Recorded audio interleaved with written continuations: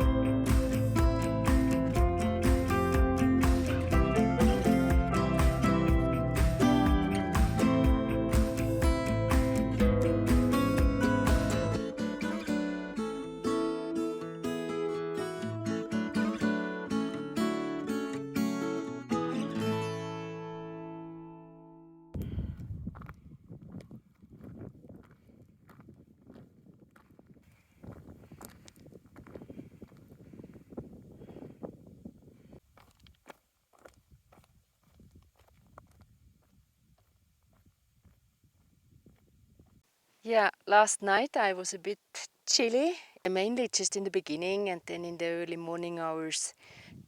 The main reason for it is because I was not enough protected from the ground. I used my Thermarest satellite sleeping pad, which I used 4 months on the CDT. So this is really worn out. And I think even if it would be brand new, it sort of isn't enough in these conditions anymore. Very important, of course, when you are camping in cold nights is the sleeping bag. This everybody knows. My one is pretty good, which I used as well on the CDT. This is really made to withstand like freezing temperatures, so that's not the problem, not the issue for me. But the ground is in autumn time really cold. It often has been freezing already, and sometimes it even doesn't melt anymore really well during the day, and otherwise it simply stays cold. Like we have seen this morning, all the waters around me, they were frozen, so I really have to expect that it's the same kind of cool night expecting me.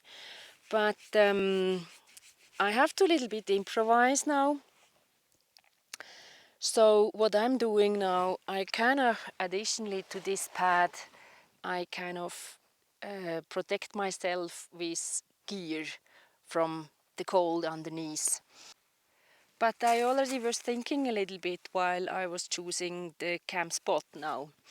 I kind of chose a spot with withered dry grass, which is really flat right now, and I hope to get some kind of isolation from this as well. It's really good to avoid in these circumstances like stony gravel ground because they really keep the cold in. I will dress myself like this, that I change the socks. That's pretty important to get really dry unused socks. Then last night I just had these woolen underwear and that shirt on the top. The top is fine. I keep it with this shirt and this jumper, and the buff I will use like as a neck and head protection. And the hood, of course, from the jumper will be protecting my head as well. To protect the head is really important because that's where you really lose most of your body heat. But since I expected a little bit that my pad will not do really what it should anymore, I equipped myself with my little bit like thermal ties, which I sometimes on the CDT I used it for hiking pants. So that's what I will wear additionally now during this night. But not enough with clothes. I really would like to get more isolation from the ground. So what I'm doing is, like usual, under the hips I've got my 2 cells, which I cut it off from the Thermarest. I will put them under again. And most important is the torso, to keep the torso warm in the night. So what I will do, I take my empty backpack, I put it under my sleeping pad like this. That's how I will get some additional isolation from the ground. The legs are a little bit less important, but still I want to protect them as well. So I took my rain cover from the backpack and I filled it with all kind of clothes, like the puffy, the rain pants, the hiking pants, raincoat and everything. So I do the same thing for the lower part of my body. I put this under my Thermarest and the thermarest on the top. So, like this, I really hope to get a warmer night today. Yeah, I hope you kind of got some kind of tips if you should end up in the same situation like me. Just try to think whatever you've got with you, just put it under your pad and think about to choose really the right spots as well. Not really like gravel, stony, sandy surfaces, which really as well cools down. Yeah, I hope you can take these kind of tips with you, and see you tomorrow.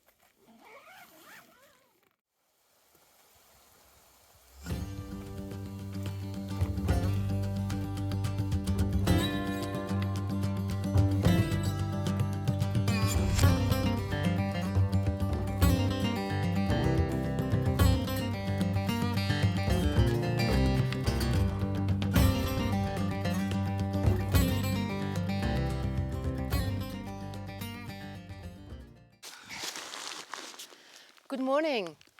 Yeah, I slept too long. I was planning to go up to a peak for sunrise, but like you can see, the sun is already here. I just climbed out of my tent. But I'm not so surprised. I really could not sleep the last, I don't know, 4 nights in the tent. I really couldn't sleep now. It's kind of weird. I sort of slept always like a baby in my tent, but now in the Tetons it sort of didn't work. I think it's because in one way I made 2 short days. I kind of hiked between 13 and 15 miles a day, which is very little compared to the CDT, where I made about the double at least, always between 25 and 30 a day. So I was simply not tired enough. And then, like I mentioned before, my sleeping bag probably is worn out. It's hard, it's really hard, and I don't know, maybe I just get old now also that I didn't sleep anymore very well in the tent. But anyway, now early this morning I kind of fell asleep, and who's surprised that I kind of sleep in longer than I actually should. But yeah, I tried to go to this top. I'm not sure if I've got time enough. It's my last day in the Teton. I should reach Car tonight. It's also bad weather is coming in tomorrow. It really seems that winter is coming first with some rain, and then in 2-3 days I think there is even snow coming. So yeah, it seems to be the last time I pack my tent together for this hiking season. Sort of a weird feeling. But on the other hand, I really feel that it's time to go home. I also could see from the nature the beautiful autumn colors. They already kind of fade out. It's brownish. It's I know, I feel ready to go home, simply.